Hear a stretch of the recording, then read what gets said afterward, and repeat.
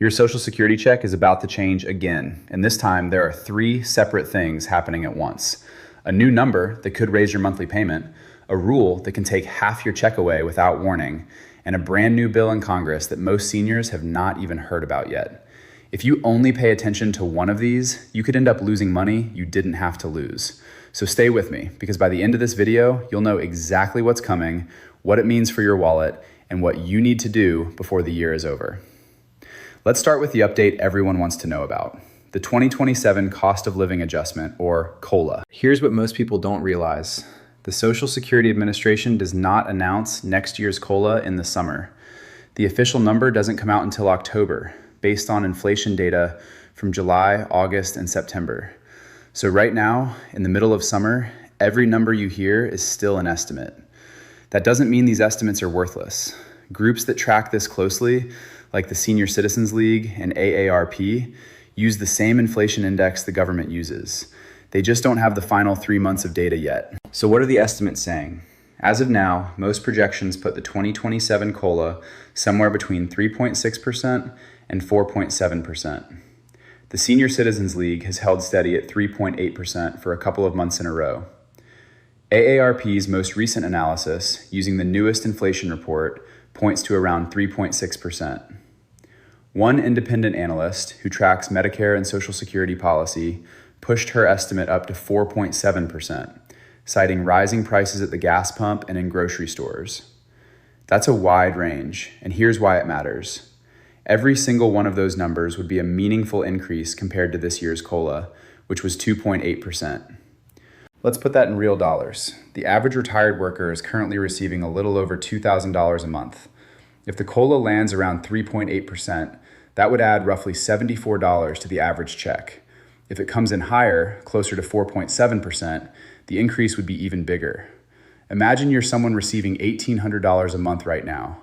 A 4% COLA would put an extra $70 or so in your pocket every single month, not just once. Suppose you're a couple, both drawing Social Security, with a combined monthly income of about $3,400. Even a modest 3.6% COLA would add well over $100 a month to your household, or more than $1,400 over the course of a year. That's real money for groceries, utilities, or prescriptions. This is exactly why the COLA announcement in October gets so much attention every year. It's not just a number on a government website. For millions of households, it's the difference between keeping up with rising costs and falling behind. There's one more thing worth understanding about how this number gets calculated, because it explains why the estimates keep shifting from month to month. The COLA is based on a specific slice of the Consumer Price Index that tracks what urban wage earners and clerical workers actually spend money on.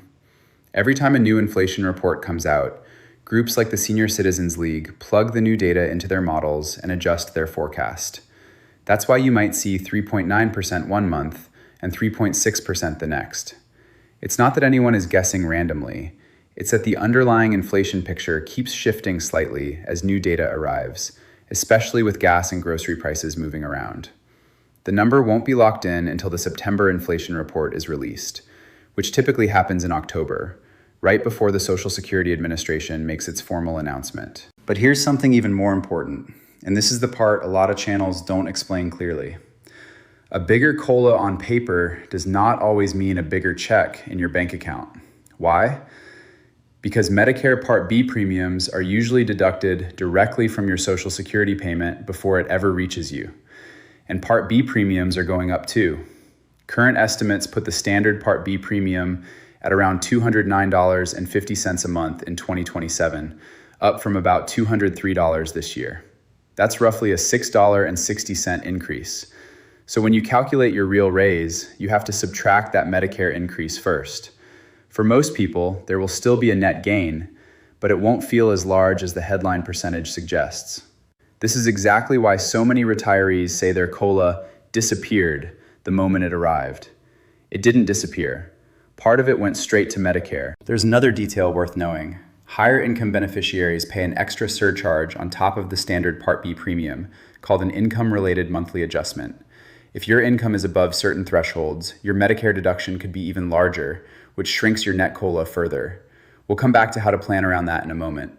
Now, before you assume the COLA is the only number that matters this year, let's talk about something that could hit your check even harder than any COLA ever could: overpayments. This is where the tone needs to shift a little, because this next part affects people financially in a very real way. If the Social Security Administration ever decides it paid you too much money, even if that mistake was entirely their fault, they are allowed to take some of it back directly from your monthly benefit. The rules on how much they can take have changed several times over the past couple of years, so let's get you the current, accurate picture. Right now, if you receive a new overpayment notice for retirement, survivor, or disability benefits, the default withholding rate is 50% of your monthly check. That means half your payment can be withheld each month until the debt is paid back. This 50% rule applies to notices sent out after late April of last year. Before that, the rate had briefly been set at 100%, meaning your entire check could be withheld. And before that, it had been capped at just 10%. So if you're confused about which rule applies to you, that confusion is understandable. The policy has moved around a lot. Here's an important exception. If you receive supplemental security income, known as SSI, the rule is different. SSI overpayments are still capped at 10% of your monthly payment, not 50%. So retirement, survivor, and disability beneficiaries are the ones most exposed to that larger 50% hit. Now, here's what you absolutely need to know if you ever get one of these notices. You are not required to simply accept it. You generally have 90 days from the date of the notice to take action. And if you act within the first 30 days, the withholding typically will not start while your request is being reviewed. You have three main options. You can request reconsideration if you believe the overpayment amount is wrong or that it wasn't your fault. You can request a waiver if you agree there was an overpayment, but repaying it would cause financial hardship. Or you can simply ask for a lower monthly withholding rate that fits your budget, even if that means paying it back slowly over a longer period. Let's say your neighbor gets a letter saying she owes $8,000 because Social Security made an error calculating her survivor benefit 2 years ago. That wasn't her mistake. Under current rules, she has every right to ask for a smaller repayment amount or a full waiver, especially if paying it back at 50% would mean she can't cover rent or groceries. The system technically allows for compassion here, but only if you speak up. If you ignore the letter, the 50% withholding starts automatically after 90 days, whether the mistake was yours or not. One more small piece of good news. If your total overpayment is $2,000 or less, there's a simplified process. In many cases, if you weren't at fault, Social Security can waive small overpayments like this with much less paperwork, sometimes even over a single phone call. Let's walk through exactly what those first few days should look like, because this is where most of the stress can be avoided. The moment you open that letter, log into your online Social Security account and check the exact amount and the stated reason for the overpayment. Sometimes the reason is a change in income that wasn't reported quickly enough. Sometimes it's a change in marital status affecting a spousal or survivor benefit.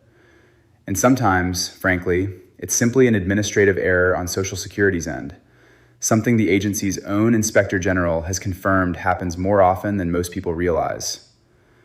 Next, decide which of the three options fits your situation and file it in writing or through your online account, rather than relying only on a phone call.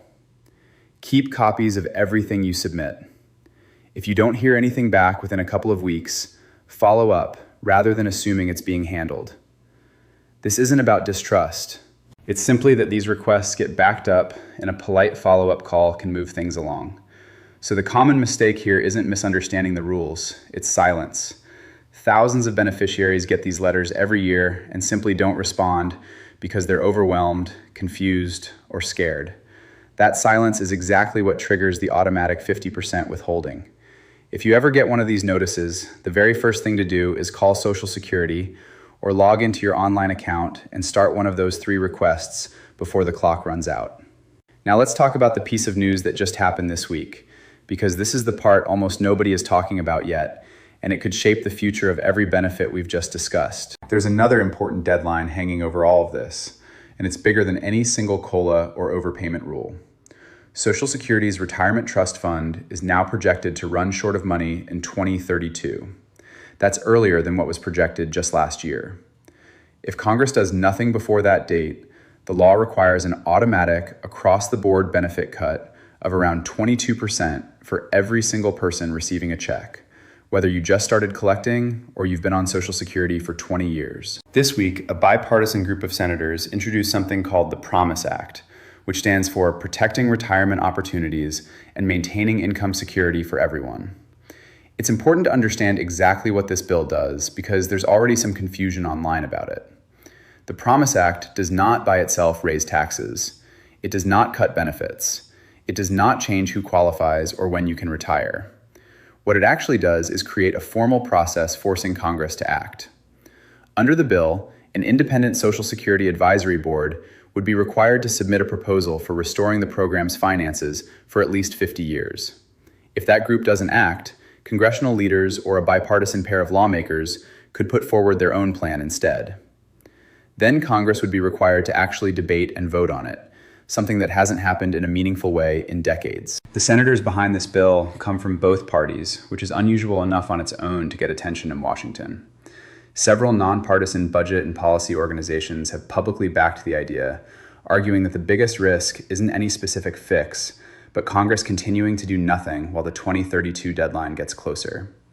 Recent polling on this echoes that concern too. A large share of Americans say they want lawmakers from both parties to address Social Security's shortfall as soon as possible, and a smaller but still significant group wants a dedicated bipartisan commission to build the plan. Why does this matter to you right now, even though nothing in your check changes today? Because the direction this bill takes or doesn't take will determine whether future COLAs and benefit levels stay stable or shrink significantly starting in 2032. This is still just a proposal. It has not been signed into law, and there is no guarantee it will pass. But it's the most serious bipartisan attempt in years to address the shortfall before it becomes an emergency, and it's worth watching closely over the coming months. So let's bring this all together, because I know that was a lot of information. First, the 2027 COLA. Expect somewhere in the range of 3.6 to 4.7%, with the most consistent estimates landing around 3.8%. The real number won't be official until October, so treat anything you hear before then as an educated estimate, not a guarantee. And remember, rising Medicare premiums will eat into part of that increase before it ever reaches your bank account. Second, overpayments. If you're on retirement, survivor, or disability benefits, know that the current default withholding rate is 50%, not 10 and not 100. If you ever receive a notice, you have real options, but only if you act within that window. Silence is what costs people the most money. Third, the Promise Act. It's brand new, it's bipartisan, and it's aimed at preventing a 22% benefit cut down the road. Nothing changes in your check because of it today, but it's a sign that lawmakers are finally starting to take the 2032 shortfall seriously, and it's something every Social Security recipient should keep an eye on. Here's the honest, reassuring takeaway. Your benefits are not disappearing tomorrow. The system is still paying out, the COLA is still coming, and there are real, legal ways to protect yourself if Social Security ever makes a mistake on your account. The people who end up struggling the most are usually the ones who didn't know their options, not the ones who used them. Stay informed, read your notices carefully, and don't be afraid to call Social Security and ask questions. That's what their customer service line exists for. If this video helped make sense of everything happening with Social Security right now, do me a favor and hit that like button, subscribe if you haven't already, and turn on notifications so you don't miss the official COLA announcement in October or any updates on the Promise Act as it moves through Congress. Thanks for watching, and I'll see you in the next one.